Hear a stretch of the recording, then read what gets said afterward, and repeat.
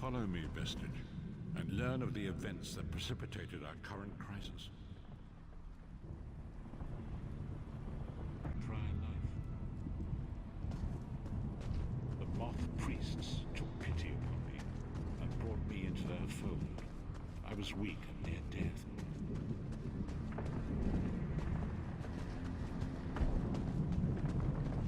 It was there I first set eyes upon the Elder Scrolls and devoted my life to their study.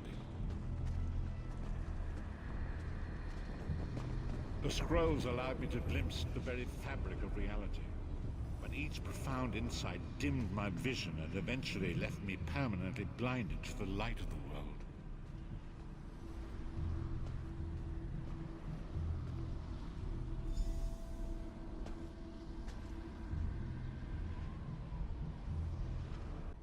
The prophecies of the Elder Scrolls are a fluid, living thing. They are not fixed. At many points throughout history, the actions of heroic mortals have rewritten them. I only know that you are important, Vestige. The scrolls reveal to me that your destiny is intertwined with that of the Five Companions.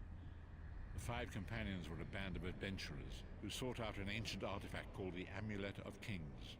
They hoped to use this artifact to persuade Akatosh, the dragon god, to accept their leader as one of the Dragonborn. The Dragonborn are mortals destined for greatness, with the blood of the dragons in their veins. It is said that only a true Dragonborn could ignite the eternal dragon fires in the Imperial City. Baron Aquilarius, the son of a Colovian duke, who led a rebellion against the Emperor Leovic and took the crown himself. Alas, Varen was not truly a Dragonborn, as those who sit upon the ruby throne must be, in accordance with tradition. The Dragonborn are mortals destined for greatness. You have already heard enough babbling from this old blind fool. It is time you met the Five Companions yourself and witnessed their...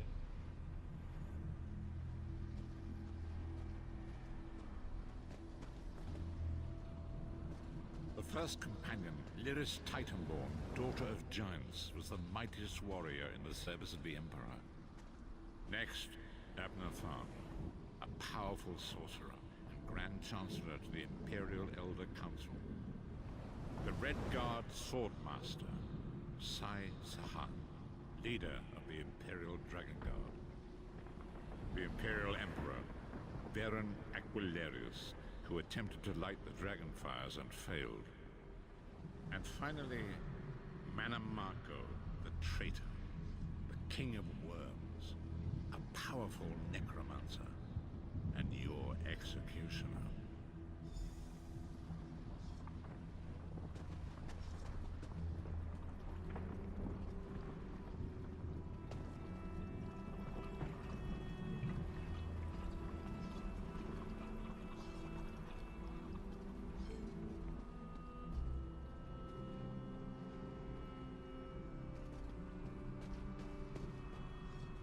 These were the Five Companions who set out from the Imperial City on an epic quest to recover the lost Amulet of Kings.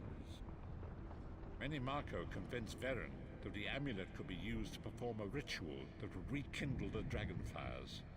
He claimed this would please Akatosh and entice him to adopt Varen as one of the Dragonborn. By tradition, only the Dragonborn can lay claim to the Ruby Throne and rule as the one true emperor by divine right. Varen conquered Cyrodiil and took the throne, but unless he became Dragonborn, he feared he'd always be thought of as a pretender. Each of the Five Companions were chosen for their skill and courage, and each was given a special role to perform in the party. Who would you like to know more about? You've already met Lyris. She's a Nord warrior from the frozen lands of Skyrim to the north, and it is said that her family lineage contains the blood of giants. Varen chose her for her strength and her loyalty to be his personal bodyguard.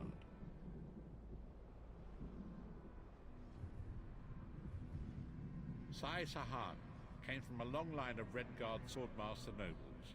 He was the leader of the Dragon Guard, the security detail of Varen and the Elder Council.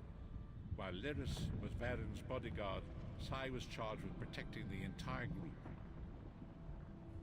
The Therns are one of the most influential families in Citadel.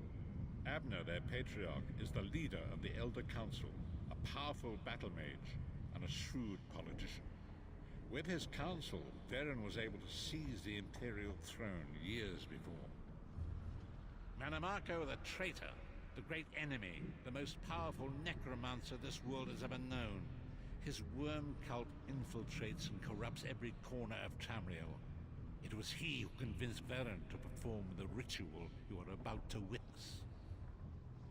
Disaster, war, and pestilence. A world brought to its knees. Now watch and see how one man's arrogance brought about the greatest threat our world has ever known.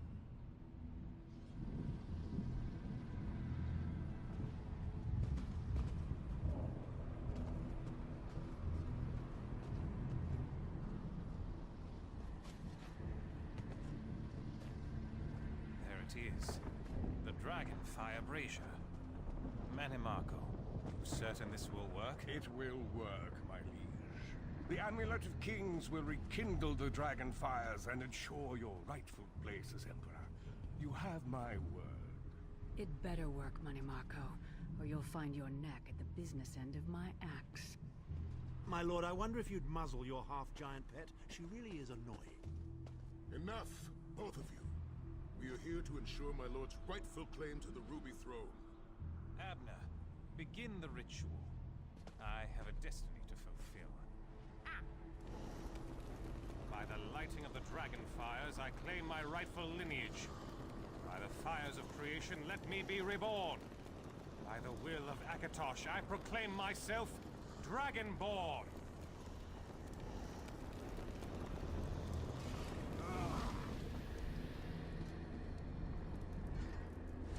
Varen Aquilarius, you are no heir to Alessia. You will pay for your sacrilege. The veil between Tamriel and Oblivion tears and splits asunder. What's happening? The sky's opening up. This is bad. This is very bad. Ah! This isn't supposed to happen. What's the meaning of this? Manamako, what have you done? Gullible fools! The veil between Oblivion and this world has been torn. My master, Moloch Baal, is free to claim Tamriel for his own. Akatosh, forgive me! Have mercy on our souls!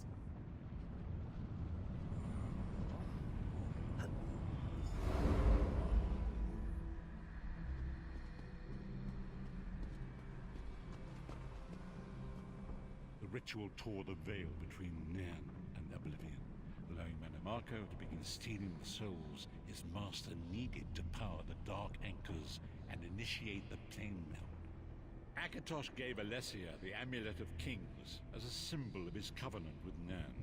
So long as the amulet remained in the care of Alessia's heirs and the dragon fires remained lit, Tamriel would be protected from the Daedra. Manamako tricked Varen into breaking the covenant, and the veil between Oblivion and Nan was torn. The Elder Scrolls named this event the Soul Burst. It gave Moloch Baal the opportunity to disconnect the souls of Nan from their hosts. Varen was lost. In the chaos of the moment, Sai Sahan took the Amulet of Kings and fled. Lyris was captured by Manamako and delivered to Cold Harbor, the realm of Moloch Baal. Tharn remains Chancellor of the Elder Council, and his daughter Clivio rules as Empress Regent. But the true power remains in the hands of Manamako and his worm cult. When I discovered the truth about the 5 companions, I made subtle inquiries, but apparently not subtle enough. Manamako got word of my interests and abducted me. He took me to Cold Harbor, where I remained a prisoner until you freed me. The truth is always a threat to evil men. Manamako feared I would reveal his treachery, and if knowledge of Nan's vulnerability were to become known, it could threaten his master's schemes. Moloch Baal does not favor loose ends. Walk with me.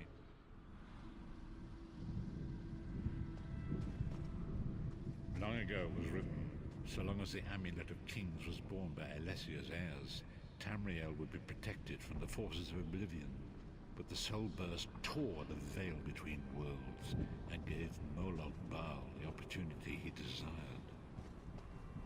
Moloch Baal's dark anchors pierce the torn veil and seek to draw near into the depths of Coldhammer. These terrible engines of destruction appear all throughout Tamriel.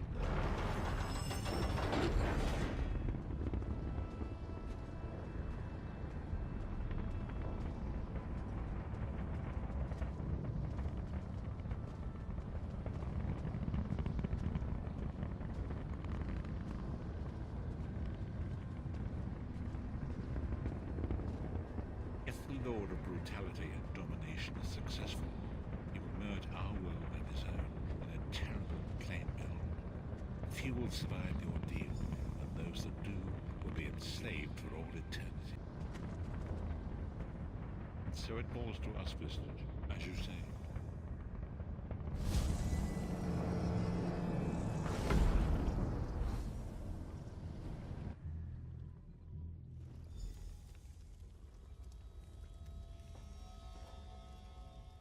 And so it begins. The remainder of the story has yet to be written. It is your story now. And there is so much to do. But know this, you will not walk this path alone. We must grow in strength and in numbers. You will need more than the company of an old blind man to alter the course of history. We must assemble our own group of companions. The first you have already met. Lyris sacrificed her own freedom to allow us to escape. She remains a prisoner in Cold Harbor. I must determine her precise location if we are to mount a rescue. That will take time. Minimarco's agents leave a web of lies and deceit. They pit the races of Tamriel against one another and divert their attention from the real threat. Seek out these agents, wherever they can be found, and expose their lies. Forgive me. Bringing you into my mind seems to have taken quite a toll on me.